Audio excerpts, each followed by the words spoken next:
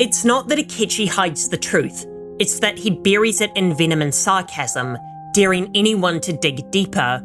When he says, "I'm an ace detective, a celebrity," what he really means is, why don't I matter the way he does? This isn't a villain monologuing, it's a confession disguised as contempt.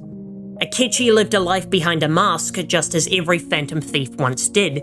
He wrapped himself in lies and false beliefs in order to further his goal of vengeance against his father and his warped desire to prove himself better than Joker. But how can he have a persona, let alone multiple? An awakening in persona occurs when a character confronts their true self and accepts them for who they are, learning to live alongside their faults and move forward as an imperfect but better person. But Akechi always lived his life as a lie, as a respectable ace detective who desired righteous justice, which became his mask for the spiteful trickster hidden within. So if he never confronted his true self, then how could he even have awakened in the first place? I think it's because Akechi truly believed in his ideals of righteous justice, and that Robin Hood is his true persona. Keep in mind, we never see which of Akechi's personas is awakened first. It could be either Loki or Robin Hood. And I think his actions in Persona 5 proved that not only was he a good person, but that he desperately wanted to be caught. Now, if you think I'm going to make the claim that the pancake line was him laying a breadcrumb to be caught, I'm going to have to disappoint you.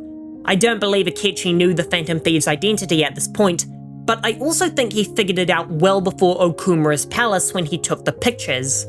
I think he knew at the earliest by the end of the Madarame dungeon. After all, Akechi is aware of the metaverse before the game begins, so he knows the secret of the change of heart. And since the Phantom Thieves publicly announced who their next target is going to be, all he had to do was stake out where the palace was in the real world to catch them.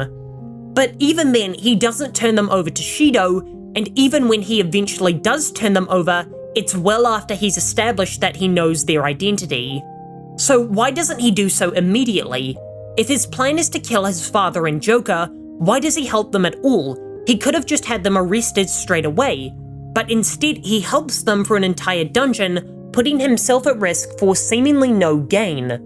But I think the reason he withheld that information for so long is because he genuinely wanted to change Sai's heart, because he cares about her and admires her pure view of justice. And when he can see that her desire for justice is being warped like his, he recruits the thieves in order to save someone from going down the dark path he did. But this raises an interesting point. If Sai's desire for justice became so warped that she formed a palace, then why didn't Akechi, whose desire has become far more perverted than Sai's? It's not because Persona users can't have palaces, as Futaba and Maruki are proof that the two can coexist. Which leads me to believe that Akechi's true self wasn't the sadistic and disturbed monster who executed Joker in the interrogation room, nor was it the facade of a noble detective prince who stood above everyone else. It was the lonely boy who sought a rival and true friend, and found one in Joker. Akechi's social link is about him living a normal life away from his status as a celebrity, and I believe this is Akechi at his happiest.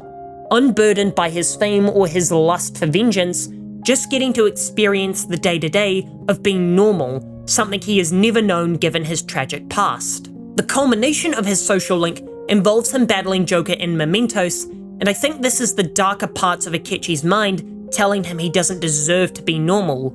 So both of his false selves tell him he has to fight his friend for different reasons. The prince says it's to prove himself better than this attic trash, and the monster says it's because he could get in his way. And the darkness in Akechi's mind won out, and that battle is what finally gave him the resolve to walk away from the only person who he ever connected with. But that's not the true end of Akechi's social link, as you hit rank 10 during the main story, where after his defeat at the hands of the thieves, he sacrifices himself to protect them. If his true self was one filled with hate and vengeance, then he wouldn't help the people who just cost him everything. This to me proves that Akechi didn't want to become a monster that commits patricide and prove himself better than everyone else, and the true Akechi is the one that abandoned illusions of grandeur and got to live a normal life with a happy family. To address what I assume will be the most common criticism of this theory, which is his appearance in Royal where he proclaims Crow to be his true self, this isn't Akechi.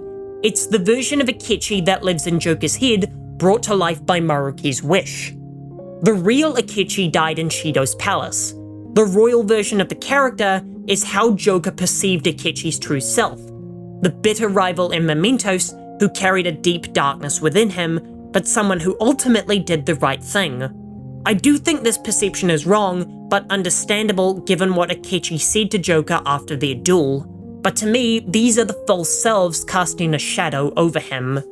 We're not defined by our worst moments, and I think that Akechi wasn't a bad person, just someone deeply troubled. For more Persona essays, here's one about how the games don't want you to succeed, and I'll be back in 2 days.